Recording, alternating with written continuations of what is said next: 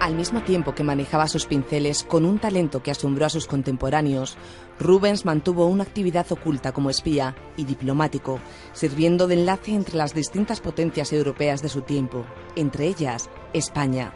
Esta fue la doble vida de un artista que se sumergió en las intrigas políticas con la esperanza de acabar con la guerra que consumía a toda Europa. Y una noche más en nuestros estudios de Zaragoza se encuentra Javier García Blanco. Javier, buenas noches. Hola Pilar, buenas noches. Gracias por estar con nosotros. Es un lujazo tenerte aquí en La Noche en Vela. Un placer para mí, como siempre. Javier García Blanco, recordamos a nuestros oyentes que es periodista y autor del libro Héroes y Villanos Españoles Olvidados por la Historia. También pueden seguirle en el blog planetasapiens.com. Y hoy nos va a sumergir en la figura de Rubens, el espía al servicio de España, como él le ha llamado. Basta pasar por las salas del Museo del Prado para advertir, debido a la más notable abundancia de obras realizadas por el pintor flamenco, que Peter Paul Rubens tuvo una estrecha relación con España. Sin embargo, esta relación fue mucho más allá de lo meramente artístico, como anunciaba María, como cabría imaginar en un principio. Pues Rubens no solo fue un notabilísimo artista, sino también demostró ser un hábil diplomático y un espía de gran valor, ¿verdad, Javier? Pues sí, la verdad es que poca gente conoce, más allá quizás de ciertos historiadores, o de aquellas personas más interesadas en la figura de Rubens, pues pocos saben que además de ser uno de los grandes genios de la pintura universal, pues fue también efectivamente un notable diplomático y un avezado espía, ¿no? Gracias a él pues se firmaron varios tratados de paz en la época realmente convulsa a nivel de guerras entre las distintas naciones europeas. Y efectivamente pues en España tuvo una relación muy especial y, como decías pues muy bien, basta darse un paseo por las salas del Prado para ver que esa relación con España fue muy importante, ¿no? En el Prado, si no recuerdo mal, hay en torno a unos 90 cuadros atribuidos a sus pinceles y bueno, pues es uno de los síntomas que demuestran la importancia que tuvo su relación con España. Lo tenemos que comentar a Javier Sierra, a ver si sabe que a él también le gusta mucho todo el tema de pintura. ¿Quién era Rubens y dónde nació? Bueno, pues como decíamos, es uno de los grandes pintores de la historia del arte universal. Él nace en 1577 en la ciudad de Siegen, en la actual provincia de Westfalia, de Alemania, y nace allí un poco por azar, ¿no? Por cuestiones de familia. Su padre, que era Jan Rubens, pues bueno, tenía la mala costumbre de tener líos de faldas y de tenerlos con personajes de alta alcurnia, hasta el punto de que, bueno, pese a estar casado con la madre de Rubens, evidentemente, pues tuvo un escarceo amoroso, ni más ni menos que con Ana de Sajonia, que era la esposa del príncipe de Orange, ¿no? De Guillermo de Orange, en aquella época, que sería además uno de los líderes rebeldes de los Países Bajos frente a España. Y bueno, pues a raíz de esa relación amorosa de la que nació una hija ilegítima, pues bueno, cuando fue descubierto Jan Rubens se vio obligado a huir y a establecerse en esta ciudad alemana, en Siegen, aunque él y su familia pues eran originarios de la zona flamenca, ¿no? Y allí, en esa ciudad, en Siegen, fue donde nació Rubens, ¿no? En 1577. Uh-huh. ¿Y qué religión profesaba? ¿Era calvinista como su padre? Bueno, pues en principio toda la familia era calvinista, eran protestantes, efectivamente, pero tras la muerte del padre, de Jan Rubens, pues la familia regresa ya a Amberes en 1589 y tanto su madre como él, pues se sabe que se convierten al catolicismo. Parece ser que de forma sincera y no solamente por interés político para evitar la persecución que en aquella época se había desatado contra los protestantes en los Países Bajos españoles y bueno, pues a partir de entonces se convierte en apariencia, pero parece ser que efectivamente fue así, pues en un devoto católico, ¿no? Uh-huh. Oye, ¿y cómo ¿Cómo contactó con la aristocracia de las cortes europeas? Bueno, pues él desde muy jovencito, desde que regresa a Amberes junto a su madre, empieza a trabajar muy poco después, en 1590, en la corte, en una pequeña corte de una noble de Amberes, que es la condesa de Ligne-Arenberg, y allí empieza a trabajar como paje. Ese fue un primer contacto de Rubens con la aristocracia, ¿no? Allí conoce los tratos de las altas sociedades, el comportamiento, esas pequeñas intrigas palaciegas, y pues bueno, ese fue su primera introducción con la corte, ¿no?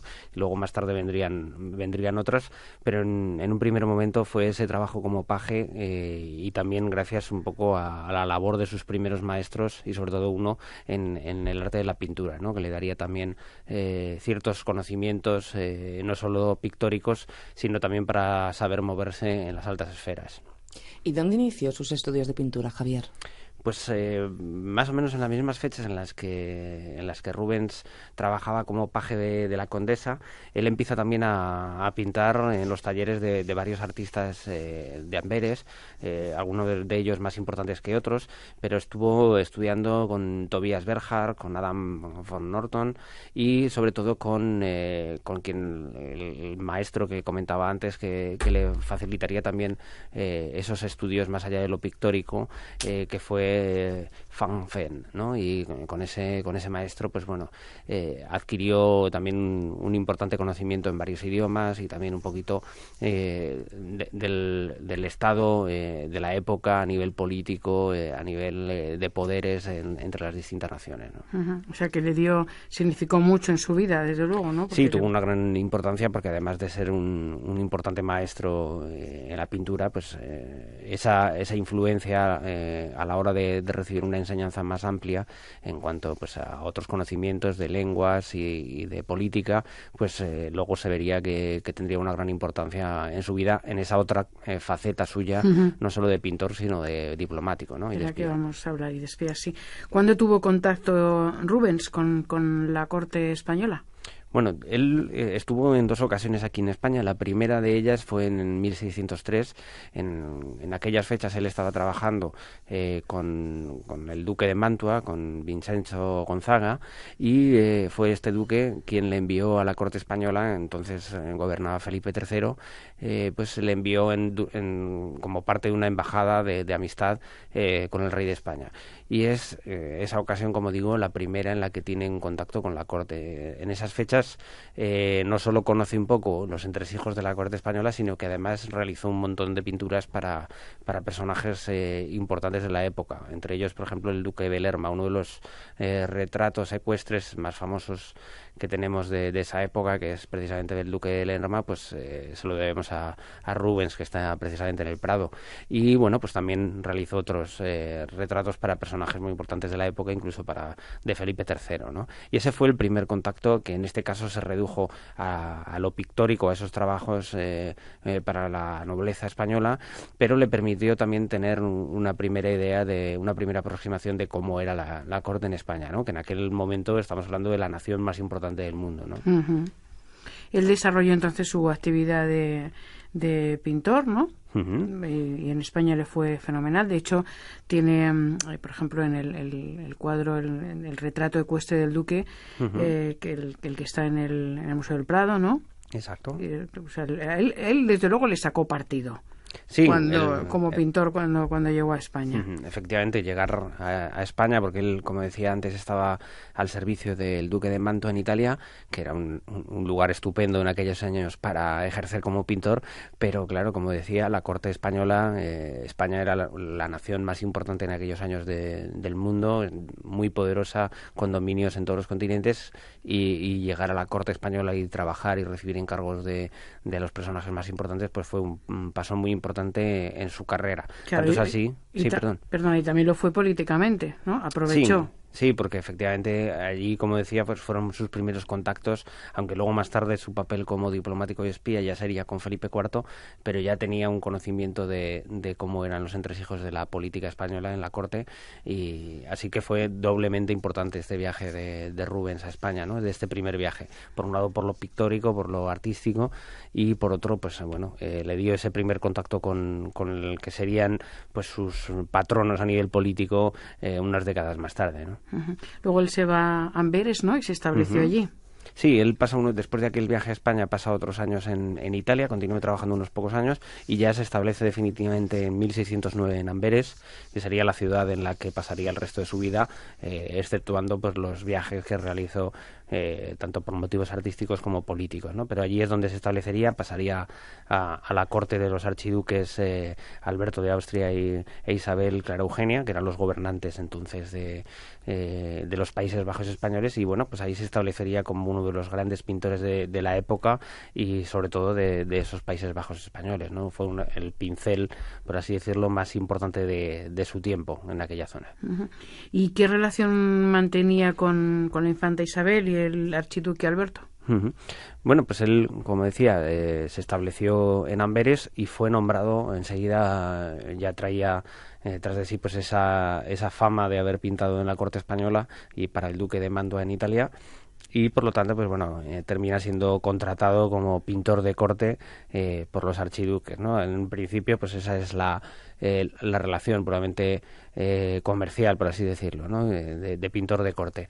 Pero ya tenemos algunos elementos para ver que su relación con los archiduques era muy especial y que lo tenían en alta estima, porque por una parte le permiten permanecer en Amberes cuando lo normal habría sido que un pintor de corte como él se habría trasladado precisamente pues a la corte, ¿no? Que en aquel momento estaba en Bruselas, y sin embargo a él se le permite permanecer en Amberes, y esto era porque pues evidentemente se le tenía en muy alta estima y pues bueno, en honor a su calidad como pintor, ¿no? Y luego, bueno, pues la relación sobre todo sería más estrecha con Isabel Clara Eugenia y en especial pues después de la muerte del archiduque, ¿no? De su marido. Y es allí, pues en esos momentos cuando se produce pues una relación todavía más profunda entre ambos y una simpatía, podríamos decir, del pintor hacia la corona española, ¿no? A través de la figura de Isabel Clara Eugenia, que era hija de Felipe II.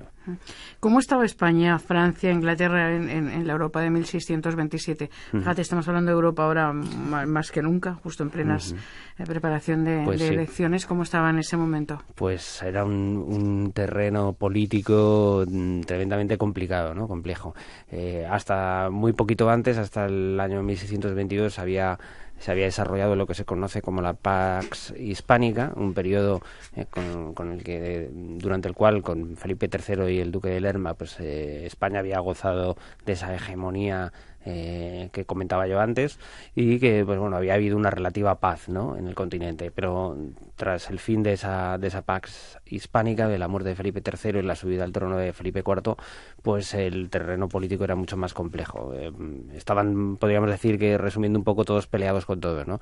Además de los problemas que España tenía en Flandes con las Provincias Unidas que se habían rebelado, pues estaba también España enfrentada con Inglaterra, enfrentada con Francia. Había múltiples alianzas que se rompían una y otra vez, y bueno, pues como digo, una especie de tablero de ajedrez en el que estaban las cosas muy, muy complicadas a nivel político.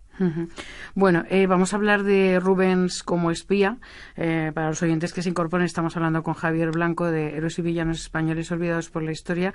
Es verdad que en este caso estamos hablando de Rubens, de un pintor, pero en su faceta de espía lo queremos conocer. La de pintor la conocemos bastante, pero la de espía no. Háblanos de Rubens como espía. Bueno, pues precisamente a raíz de su estancia en Amberes, en la corte de los archiduques, y ya en esos años con Isabel Clara Eugenia, pues él tiene conocimiento, a través de esas personalidades que ha ido conociendo con el paso de los años, de un hecho muy importante, y es él descubre, a través de un personaje que era el embajador del rey de Dinamarca, descubre, como digo, que el rey de Inglaterra, Carlos I, estaba dispuesto, pese al enfrentamiento abierto que había con España, a firmar un tratado de paz. O sea, mientras pintaba, él ponía la oreja. oreja. Exacto. ¿no? Porque a ver cómo se descubre eso. Te he hecho un poco para allá. Y ponía la oreja. Efectivamente. Ya. Pues él con esos contactos que tenía en las más altas esferas y bueno, recibía encargos de uno y otro lado, pues no era difícil que le acabaran llegando noticias como esta, ¿no? Y él pues descubre que el rey Carlos de Inglaterra, como decía, está dispuesto a llegar a algún tratado de paz, pese a que hasta hace poco se estaban tirando los trastos a la cabeza, ¿no? Uh-huh. Y bueno, pues él pone en marcha un poco esa maquinaria suya a nivel diplomático. Primero, como es lógico, informa a la archiduquesa, a Isabel Clara Eugenia, y esta a su vez informa a su pariente en España, a Felipe IV. Y Felipe IV pues inmediatamente lo que hace es llamar a consultas a la corte en España a Rubens, y así se produce por fin ese segundo viaje de Rubens a España, en este caso ya no como pintor, sino pues para ejercer su labor de diplomático, ¿no? Estamos hablando del año 1628. Y una vez que llega a España, pues Felipe IV le propone ni más ni menos que eso, que ejercer de espía y de diplomático para que desde allí, desde España, se dirija a las costas de Francia y una vez allí pues atraviese el Canal de la Mancha, llegando a Inglaterra para llegar a un acuerdo con el rey, con Carlos I de Inglaterra. O sea, uh-huh. Rubens hablando mano a mano directamente con el monarca británico para establecer una paz secreta, de forma que no se enteraran los franceses que en aquel momento pues estaban a la cabeza el cardenal Richelieu como primer ministro de Luis XIII y bueno, pues como sabemos todos, con esa mente maquiavélica estupenda para la política y bueno, pues Rubens era una figura de primer orden en aquellos años para el rey Felipe IV como espía y diplomático español. O sea, y consiguió, ¿no?, cerrar el acuerdo con el rey británico. Pues efectivamente. Rubens cruzó en secreto total en un barco de bandera inglesa, además, que el propio rey inglés le había enviado hasta las costas francesas. Tenemos que tener en cuenta que en aquellas fechas, si los rebeldes de las Provincias Unidas holandesas se hubieran percatado de que había un barco español por allí navegando, pues habrían hecho todo lo posible por capturarlo. Entonces, el plan era que Rubens, en el mayor de los secretos, viajara bajo un barco de bandera inglesa, y así lo hizo. Fue un barco que además se llamaba Aventura, así que muy apropiado para aquella empresa. Y bueno, pues una vez allí en Inglaterra, bajo esa cortina de humo que era la de ser un gran pintor, al que contrataban pues monarcas y nobles de toda Europa, él en principio solamente estaba para ejercer como pintor, pero en realidad llevaba ese otro encargo del rey Felipe IV para cerrar ese trato, que como decíamos, pues efectivamente fructificó y permitió que se firmara el Tratado de Madrid de 1630, que puso fin a las hostilidades entre España e Inglaterra, ¿no? O sea que fue una labor muy importante, no fue la única. Hubo otros movimientos menores a nivel diplomático y de espía, pero sin duda este fue el más notable de todos. Y él lo hacía, desde luego, por esa lealtad a la infanta Isabel Clara Eugenia, ¿no? Pero también, bueno, porque veía esa sangría, ¿no?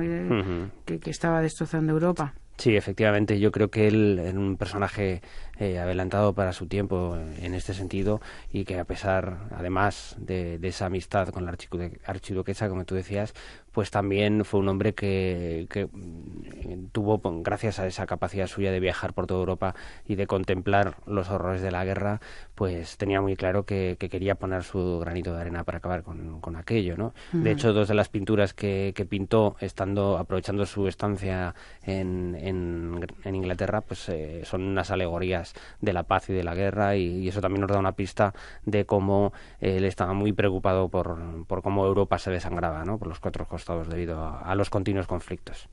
Bueno, pues entonces, espía pero héroe para nosotros, ¿no? Lo Totalmente. Metemos de villano, sí, nada. Además héroe. De la producción artística, también por su labor por la paz, ¿no?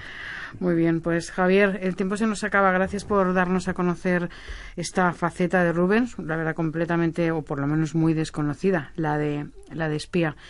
Javier García Blanco, periodista y autor del libro Héroes y villanos españoles olvidados por la historia, y creador del interesantísimo blog planetasapiens.com. Nos encontramos la semana que viene. Pues muy bien, un placer. Hasta la semana que viene. Adiós.